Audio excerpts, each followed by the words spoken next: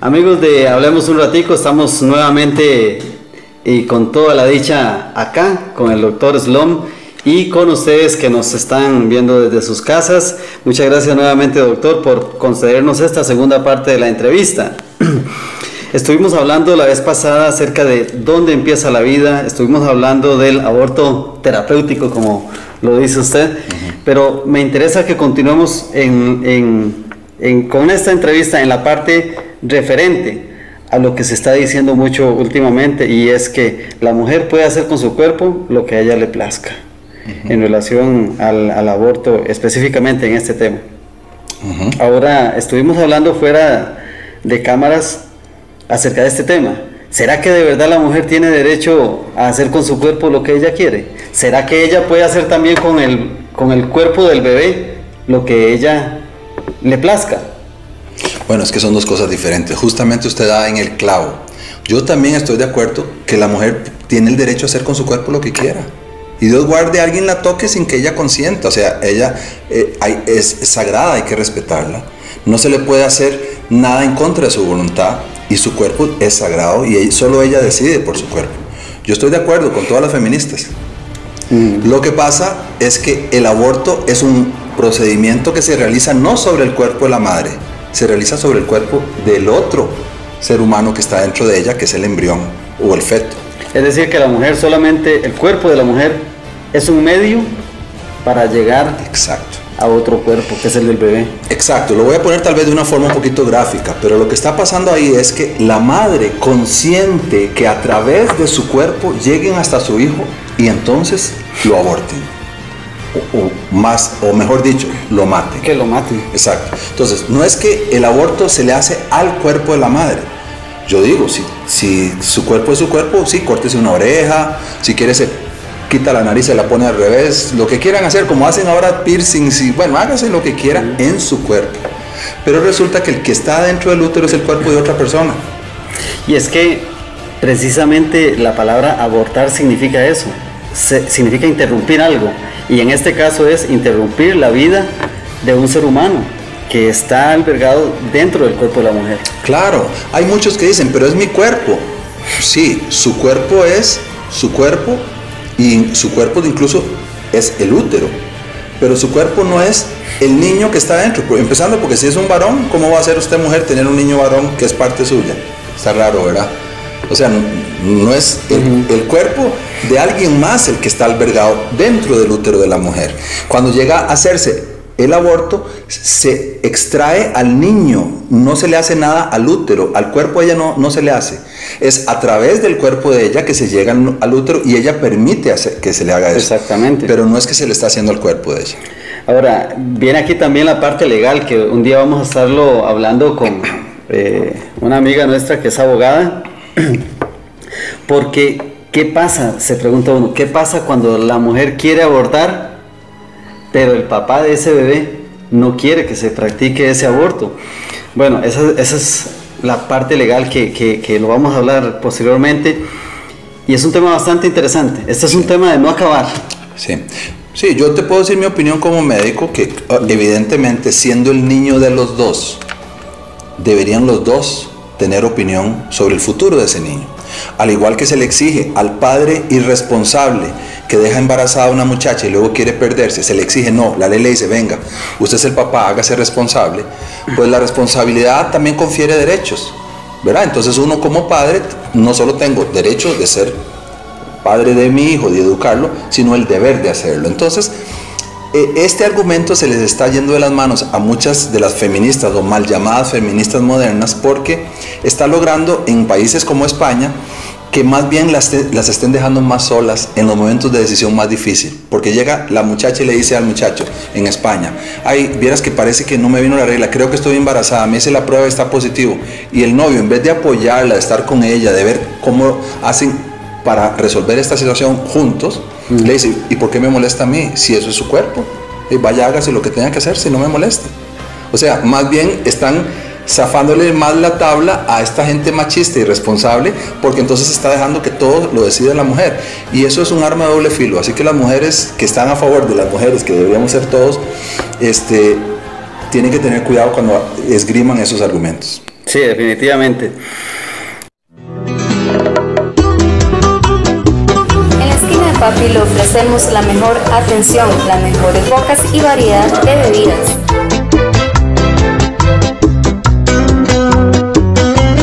Y lo mejor de todo, un ambiente divertido.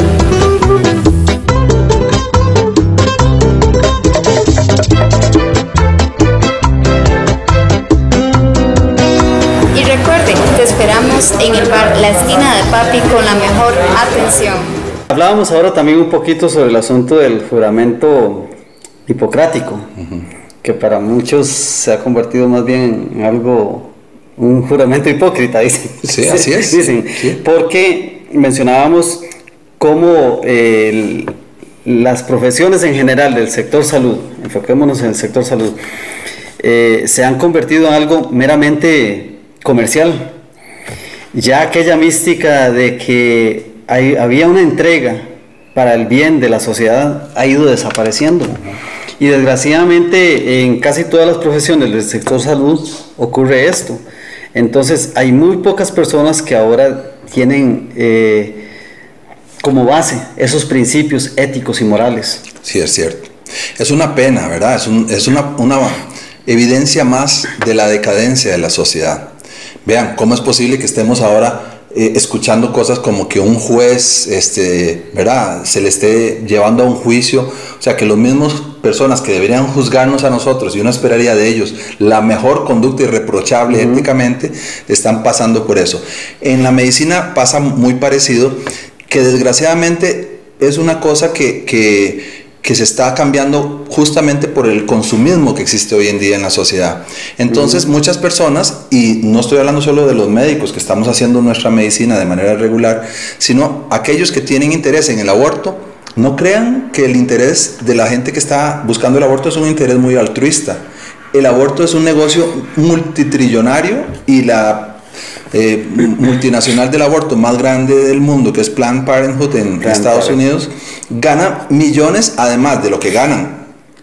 Recientemente se supo que incluso vendiendo partes del bebé que abortaban, ganan por el aborto hecho. Los centros abortistas ganan por aborto hecho. O sea, no es que los hacen de gratis, ni es por caridad. Pero eso es la punta del iceberg.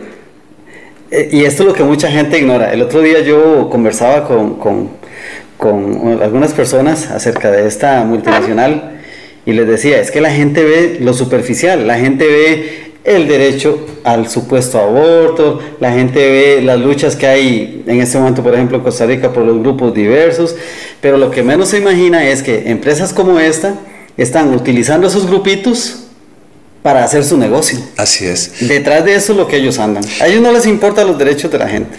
Sí, de hecho uno lo nota mucho cuando, por ejemplo, en los centros abortistas sucede un problema real para la mamá, de un problema de ruptura uterina o algún riesgo para la vida de la mamá como consecuencia de ese aborto, ellos se hacen a un lado, ellos no atienden. Es más, si van a sacar un bebé y por algún motivo ese bebé a la hora que fue abortado salió y quedó con vida y trata de respirar afuera del vientre materno, ellos se quedan esperando a que muera. Ellos no lo atienden, no le hacen nada. O sea, no hay como una humanidad.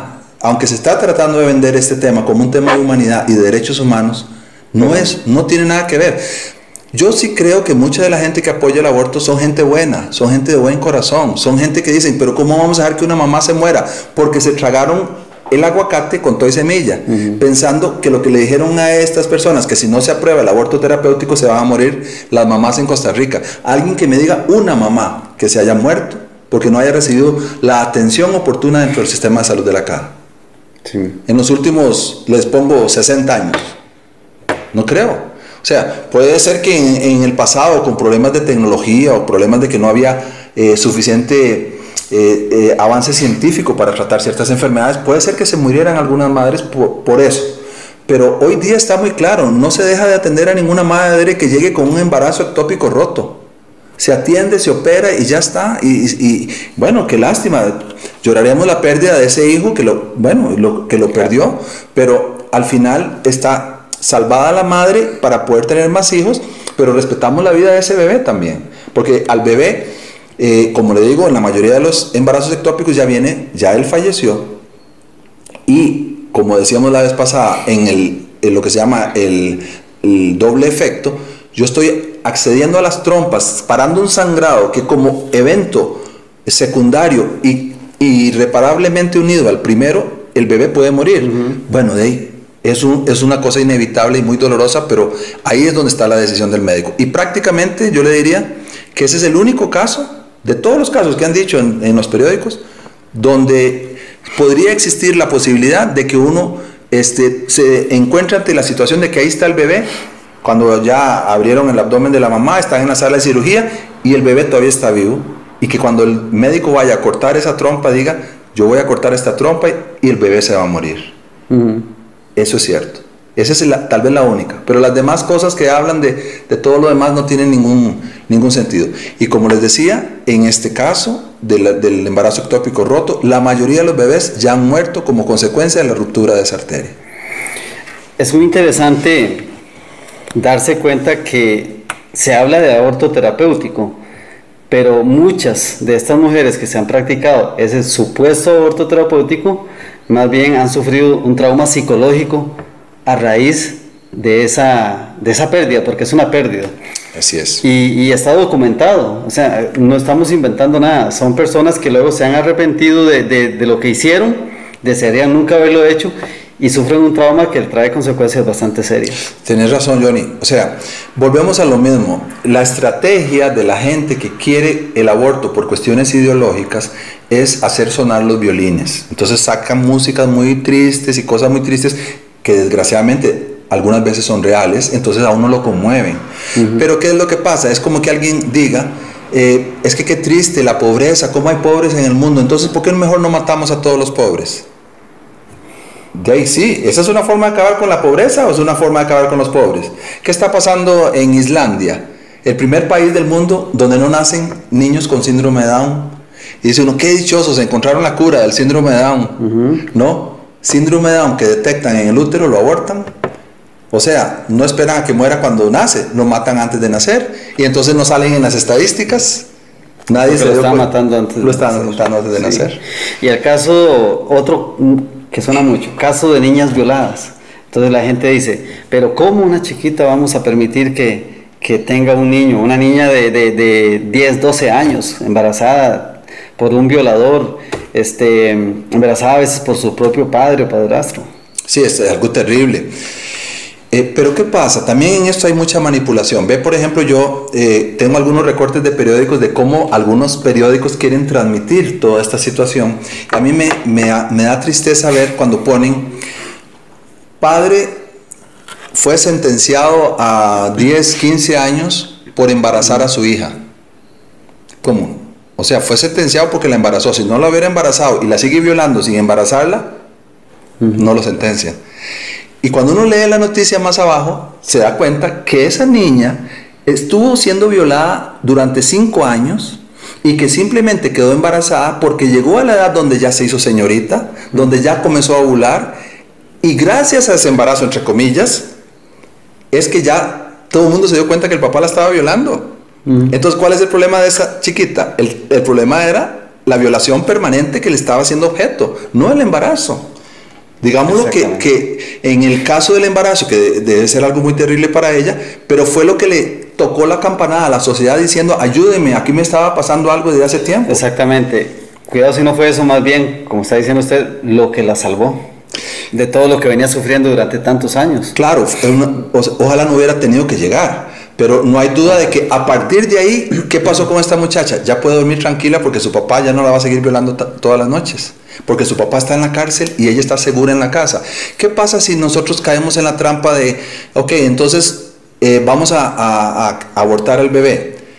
Bueno, resulta que lo que han demostrado los estudios es que ese tipo de conducta, en vez de ayudarle a la persona a sentir paz y tranquilidad y a superar el trauma de la violación, más bien le agrega un trauma más, que es la conciencia que le dice, bueno, ese niño murió porque yo decidí matarlo. Y eso son cosas que suceden años después, no inmediatamente. Entonces es lo que se llama síndrome posaborto. Y el síndrome posaborto conlleva una serie de cosas, no solo para las niñas de 10 años, para cualquier edad, incluso para los abortos espontáneos que no son queridos por la mamá. O sea, son abortos que suceden por causas naturales y eso le da a la madre una sensación de vacío, una sensación terrible que desgraciadamente la mayoría de la gente dice es que para ayudarle lo que tenemos que hacer es abortar. Pues hay un estudio del Instituto Elliot muy interesante donde tomaron a 100 personas que fueron violadas y quedaron embarazadas, porque también usted y yo podemos opinar qué sería lo mejor para una mujer violada, pero a nosotros no nos ha pasado eso, ¿verdad? Gracias a Dios, y muchas de las mujeres que opinan tampoco les ha pasado eso. Pero oigamos a las que sí les pasó eso. De 100 mujeres que fueron violadas y quedaron embarazadas, 70 decidieron tenerlo. Cuando le preguntaron a esas 70, mire, usted lo tuvo a pesar de todo y vea que lo terrible de la violación y todo, y lo que se le decía, que cuando usted viera al chiquito y si se parecía al papá, usted iba a estar recordando ese evento terrible el resto de su vida. ¿Te pasó eso? ¿Te arrepentiste? De esos 70 que optaron por la vida, todas dijeron que no. Todas estaban satisfechas de haber tenido el bebé. 100% de satisfacción de haber dejado que siguiera el embarazo. ¿Qué pasó con las otras 30? De las otras 30, resulta que el 80% que abortó pensando que al abortar ya se iba a sentir bien, luego se arrepintieron y se dieron cuenta que más bien les fue peor. 80% de ese 30. Sí. O sea, que si lo vamos a hacer en números redondos, serían 6 de cada 100 personas que tal vez recurrieron al aborto por violación y que tal vez no se arrepintieran. Solo 6 de cada 100. O sea, el 94% más bien le convendría no abortar, le convendría tener el bebé, porque lo que le ayuda a tener más paz interior justo es el amor que le genera a la criatura. Un estudio como ese demuestra que definitivamente la gente que en su ser interior está verdaderamente a favor del aborto, demuestra que en definitiva es una minoría.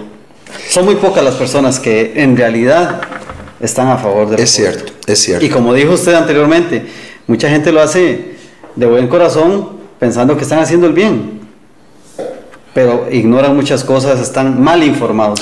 Claro, es que desgraciadamente hay muchos medios de comunicación que se han dedicado a mal informar a la población y riegan por todo lado este tipo de conceptos. Ay, pobrecita la chiquita, ¿cómo va a ser que no va a poder seguir el colegio? Entonces mejor que lo aborte. Eso le va a traer consecuencias peores que haber abandonado ese año de colegio, porque igual puede seguirlo, no es que va. Lo que pasa es que se está queriendo hacer ver que el embarazo es el problema, como si fuera que el embarazo es la enfermedad que hay que eliminar. Master Gym, salud y ejercicio.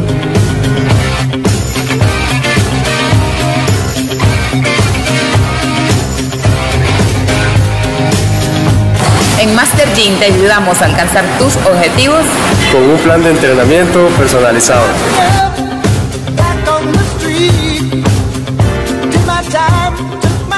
Doctor, y si nos vamos a la parte de lo que tiene que ver con las ideologías de género, incluso se está promoviendo que el embarazo es un mal y que de ahí es donde se ha aprovechado el hombre a través de la historia para establecer todo un sistema patriarcal, y que entonces la mujer no debe quedar embarazada por nada porque la mujer tiene que ser exactamente igual que el hombre.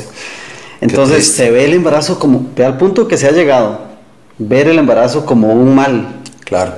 Bueno, eso es algo muy cierto lo que usted dice, y vemos cómo diferentes corrientes se unen en un común denominador. ¿Cuáles son esas corrientes? Bueno, la corriente del feminismo radical a través de la ideología de género, la corriente del proaborto, la corriente abortista, ¿verdad? Lo que San Juan Pablo II llamó la cultura de la muerte, no solo del aborto, incluso de la eutanasia, donde ya el ser humano pierde valor y dignidad, de manera que si no es útil, entonces lo matamos.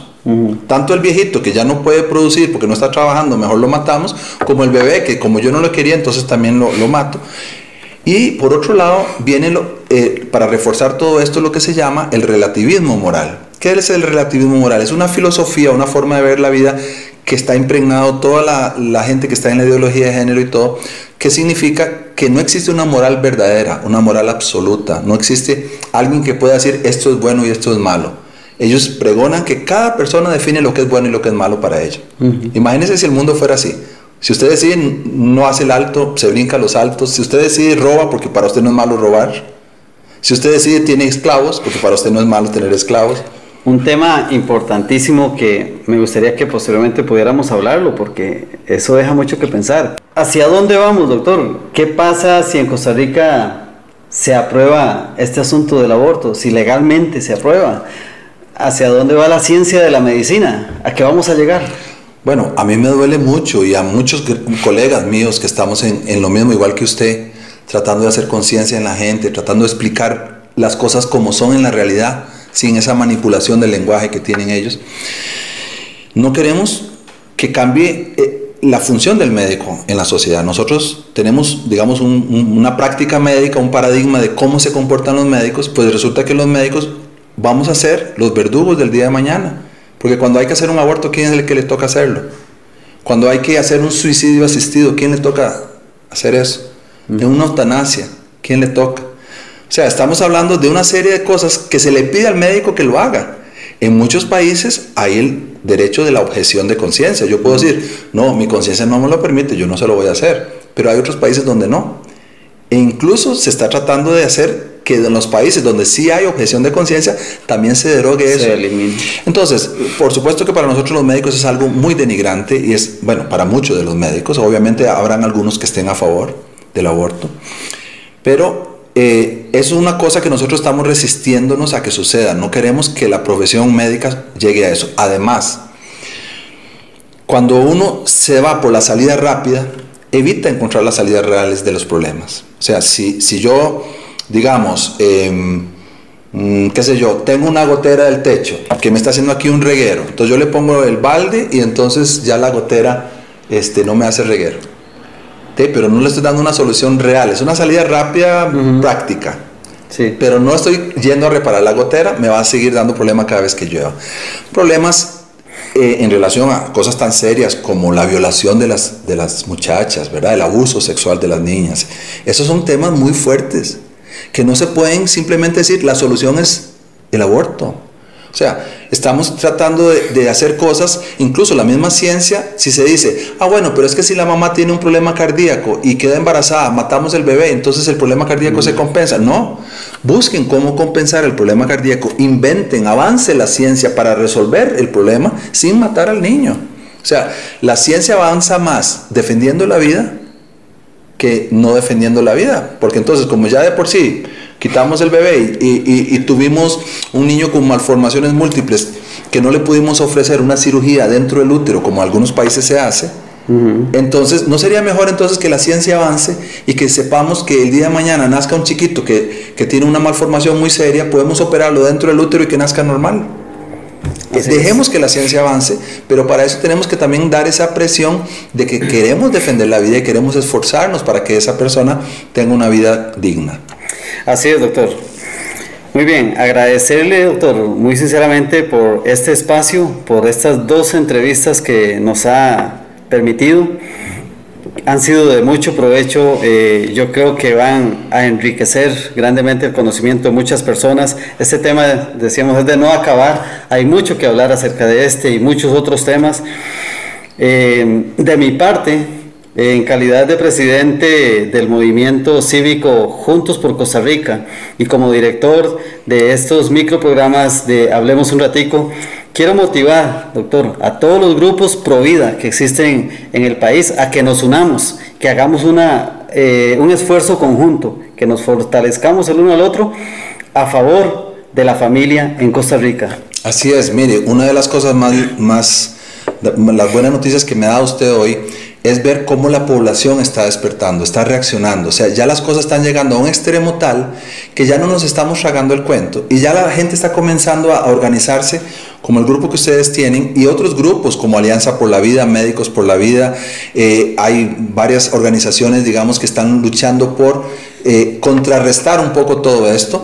Y me encanta esa invitación que usted les hace, porque si nosotros hacemos una aspersión como un spray, no vamos a tener una fuerza. Tenemos que unificar los esfuerzos para poder lograr algo. Así es. Nuevamente, doctor, muchas gracias por permitirnos aquí estar en su casa. A ustedes también, muchas gracias por dejar que a través de este microprograma de Hablemos un Ratico podamos informarlos un poco más, podamos transmitir un poco de conocimiento a ustedes, procurar crear conciencia y finalmente desearle lo mejor a cada uno de ustedes y, por supuesto, que el Señor les colme de muchas bendiciones. Dios les bendiga. Muchas gracias, doctor.